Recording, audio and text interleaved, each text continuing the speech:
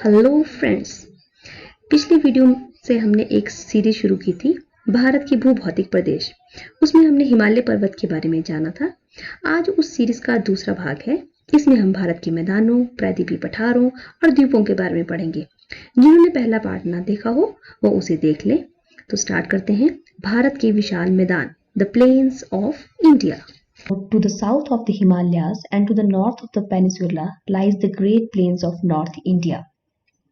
हिमालय के दक्षिण में और दक्कन के जो हमारा पठार है इसके नॉर्थ में जो ग्रेट प्लेन्स हैं उनको हम बोलते हैं भारत के विशाल मैदान। They are formed by the depositional work of the three major river system Indus, Ganga and Brahmaputra. इन मैदानों का निर्माण जो है वो तीनों नदियों सिंधु, गंगा और ब्रह्मपुत्र के निक्षेप के कारण हुआ है। The vast plains of North India are alluvial in nature and the westernmost portion is occupied by the Thar Desert. ये जो मैदान है इनका निर्माण जलोढ़ मिट्टी के कारण हुआ है और जैसे कि आप इस मैप में देख पा रहे हैं जो ये इसके वेस्टर्न पोर्शन में जो है, जो इस मैदान का जो वेस्टर्न पोर्शन है ये वाला, यहाँ पर थार डेजर्ट है। The thickness of the alluvium is maximum in the Ganga plains and minimum in the western plains.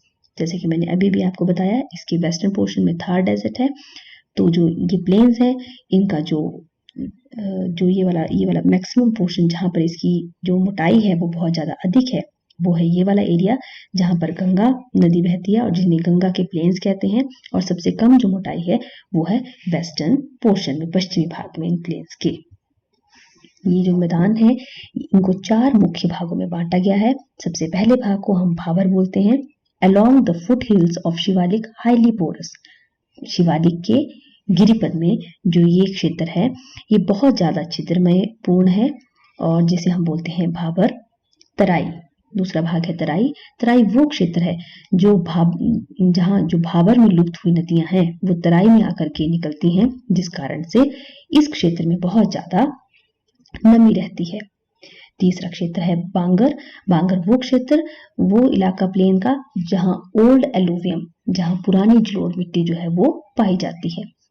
खादर, खादर वो क्षेत्र है जहां पर नवीन जलोढ़ मिट्टी पाई जाती है और जिसका निर्माण मुख्य रूप से बाढ़ के कारण होता है और यह जो खादर है ये नदियों के किनारों पर पाए जाते हैं। खादर और बांगर में मुख्य अंतर क्या है ये भी बहुत बार एग्जाम में पूछ लिया जाता है। तो बांगर वो क्षेत्र है जहां पुरानी जलोढ़ मिट्टी पाई जाती है और खादर वो क्षेत्र है जहां नवीन जलोढ़ मिट्टी पाई जाती है।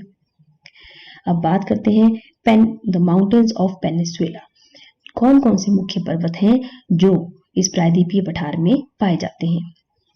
जैसे कि पिछली सीरीज में मैंने आप सबको बताया था कि हिमालयाज जो है वो क्या है, यंग फोल्ड माउंटेन्स, नवीन बलित पर्वत है। लेकिन जो प्रायद्वीपीय पठार के पर्वत हैं वो उनका निर्माण है बलन के कारण नहीं हुआ है।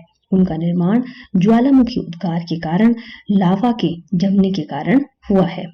इन्हीं प्रायद्वीपीय पठार के जो रेंजेस हैं, जो माउंटेन्स हैं, उनमें सबसे प्रमुख है अरावली। ये देख सकते हैं आप मैप में इस प्रकार से।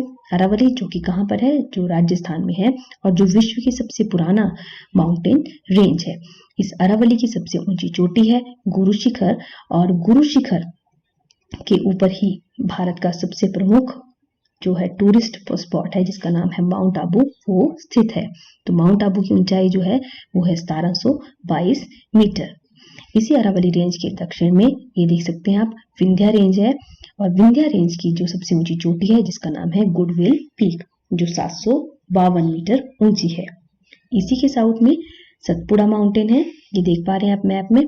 और सतपुड़ा की जो हाईएस्ट पीक है उसका नाम है ध्रुवगढ़ और जिसकी ऊंचाई है 1350 मीटर। अब नीचे आ जाते हैं, ये देख पा रहे हैं आप वेस्टर्न घाट्स। वेस्टर्न घाट्स को हम एक और नाम से पुकारते हैं जिन्हें हम बोलते हैं सह्याद्रीज। ये भी आपसे एग्जाम में पूछ सकते हैं कि वेस्टर्न घाट को और किस नाम से पुकारते हैं, जिसकी ऊंचाई जो है वो है 1200 मीटर और जिसकी लंबाई जो है 1600 किलोमीटर है। It's southern pass is separated from the main Sahyadri range by Pal Ghat gap. जो इसका ये जो वेस्टर्न घाट्स है इसका जो साउथ का हिस्सा है ये वाला, इसको सेपरेट करती है एक गैप जिसे हम बोलते हैं पाल घाट। और पाल घाट जो है वो लिंक है दो राज्यों के बीच में, तमिलनाडु और केरल के बीच में। ये भी बहुत इंपॉर्टेंट क्वेश्चन है। अदर पासेज आर, इसमें वेस्टर्न घाट्स में और सह्याद्री में और भी पासेज हैं जिनका नाम है थाल घाट और भोर घाट। जो थाल घाट है वो नासिक और मुंबई को कनेक्ट करता है और जो भोर घाट है वो पुणे और मुंबई को कनेक्ट करता है। अब बात करते हैं पेनिनसुलर प्लेटू की। हमारा भारत का दक्कन का पठार, प्रायद्वीपीय पठार। It spreads south of the Indo-Gangetic plains flanked by sea on 3 sides.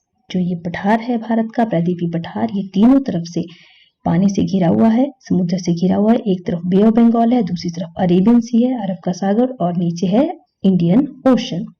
This plateau is shaped like a triangle.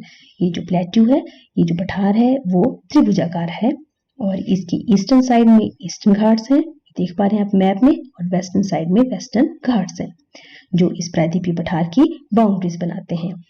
Narmada which flows through a rift valley divides the region into 2 parts। जैसे कि आप देख पा रहे हैं, ये देखिए मैप में नर्मदा रिवर जो इस पठार को 2 भागों में बांटती है। इसके उत्तर के भाग को बोलते हैं मालवा का पठार और दक्षिण के भाग को बोलते हैं दक्कन का पठार और डेक्कन प्लेट्यू। ये देख पा रहे हैं आप मैप में भी। Most of the rocks are of igneous type. जो इसकी चट्टानें हैं वो अग्न्य चट्टानें हैं, और अग्न्य चट्टानें वो चट्टानें होती हैं जिनका निर्माण ज्वालामुखी के उद्गार के कारण और ठंडा हो जाने के कारण होता है। Vindhya plateau is situated south of the Malwa plateau. ये देखिए विंध्या रेंज, ये मालवा के पठार के, यहाँ पे मालवा का पठार है, इसके साउथ में है ये विंध्या का प्लेट्यू। बहुत इंपॉर्टेंट प्लेट्यू है, इसी प्रायद्वीपीय पठार का है छोटा नागपुर प्लेट्यू। ये देखिए मैप में Chota Nagpur plateau lies to the west of Bengal basin. ये बंगाल बेसिन के वेस्ट में है और छोटा नागपुर पठार का ही एक बहुत इंपॉर्टेंट पार्ट है जिसका नाम है Ranchi plateau. The Deccan plateau is the largest plateau in India. ये भारत का सबसे बड़ा पठार है और जिसका निर्माण, it is made up of lava flow, जिसका निर्माण लावा के कारण हुआ है। अब बात करते हैं भारत के द्वीप समूह के बारे में। तो सबसे पहले भारत की तट रेखा के बारे में बात करते हैं। The total cost line of India is 7516 kilometre, जो 7516 किलोमीटर है भारत की जो तट रेखा है। और भारत की तट रेखा जो है वो सबसे लंबी किस राज्य की है? वो है गुजरात की, और दूसरे नंबर पर स्थान है आंध्र प्रदेश का। और भारत की सबसे छोटी तट रेखा किस राज्य की है? वो है वेस्ट बंगाल की। Indian territorial limits include 248 islands. Bharat की जो टेरिटरी है उसमें कुल 248 जो है वो आइलैंड्स आते हैं। उनमें 2 ग्रुप हैं, एक है अंडमान ग्रुप और दूसरा है निकोबार ग्रुप। जो अंडमान ग्रुप है सबसे पहले उसके बारे में डिस्कस करते हैं। ये देखिए मैप है अंडमान का। The Andaman is a group of 204 islands. 204 द्वीपों का वो एक समूह है और उनमें सबसे बड़ा है मिडल अंडमान। सबसे बड़ा जो ग्रुप है वो है मिडल अंडमान। ये देखिए मैं आपको मैप में मार्क करके बता रही हूँ। The Andaman are believe to be the extension of mountain system in the north east part of the country. ऐसा माना जाता है कि जो अंडमान है वो जो हमारे हिमालय पर्वत है नॉर्थ ईस्टर्न में, उन्हीं का ही एक एक्सटेंशन रूप है जो कि समुद्र में डूबे हुए हैं, और जब वो निकले समुद्र से तो उन्होंने आइलैंड्स का रूप ले लिया। इसी अंडमान की सबसे ऊंची जो चोटी है वो है सैडल पीक, और 10 डिग्री चैनल जो है, ये बहुत इंपॉर्टेंट क्वेश्चन है। 10 degree channel separates Andaman from Nicobar. ये देखिए आप मैप में देख पा रहे हैं, ये है 10 डिग्री चैनल, ये अंडमान और निकोबार को अलग करती है। अब बात करते हैं निकोबार ग्रुप के बारे में। तो the Nicobar is a group of 19 islands. ये 19 द्वीपों का समूह है जिनमें सबसे बड़ा है ग्रेट निकोबार। इन निकोबार ग्रुप में सबसे बड़ा जो आइलैंड है वो है ये वाला ग्रेट निकोबार, जैसे कि आप मैप में देख पा रहे हैं। These all are volcanic in nature। ये सभी ज्वालामुखी की प्रकृति के हैं, मतलब इनका निर्माण ज्वालामुखी के उद्गार के कारण हुआ है। Great Nicobar is a southern most island, सबसे साउथ में है, और जिससे जो एक हमारा इंडोनेशिया है, जो एक और आइलैंड है, उसका एक जो आइलैंड है जिसका नाम है सुमात्रा, उसकी दूरी केवल 147 किलोमीटर दूर है। मतलब जो ग्रेट निकोबार है वो इंडोनेशिया से केवल 147 किलोमीटर की ही दूरी पर स्थित है। इन निकोबार ग्रुप में और अंडमान और निकोबार में 2 ऐसे द्वीप हैं जो वोल्केनिक आइलैंड्स हैं, जिनके नाम है बैरन और नारकोदम आइलैंड्स। ऐसा माना जाता है कि बैरन जो द्वीप है वो किसी भी समय उसमें उद्गार हो सकता है। वो अभी एक प्रसुप्त द्वीप के रूप में है, प्रसुप्त ज्वालामुखी द्वीप के रूप में वो स्थित है। उसमें 200 साल पहले उद्गार हुआ था और अभी वो सोया हुआ है। डोरमेंट का मतलब होता है सोया हुआ ज्वालामुखी, जो अभी सोए हुए हैं, लेकिन उसमें कभी भी उद्गार हो सकता है। अब बात करते हैं द अरेबियन सी ग्रुप, जो भारत का अरब सागर है, उसमें कौन कौन से द्वीप हैं। जो अरेबियन सागर है उसमें कुल 25 द्वीप हैं and all are coral islands, वो सभी कोरल द्वीप हैं। तो कोरल क्या होता है, तो पहले इसके बारे में डिस्कस करते हैं। कोरल जो है वो एक प्रकार का जीव होता है, एक एनिमल होता है जो समुद्र में पाया जाता है और जिसकी हड्डियां जो है कैल्शियम कार्बोनेट की बनी होती है।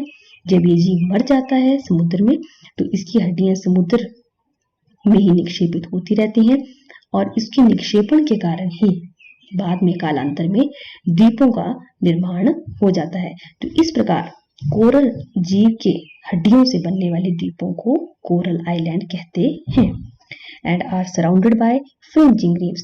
फ्रिंजिंग रीफ होता है वो कोरल्स जो समुद्र के पास ही, समुद्र के तटवर्ती क्षेत्र में ही पाए जाते हैं, उन्हें हम बोलते हैं फ्रिंजिंग रीफ्स।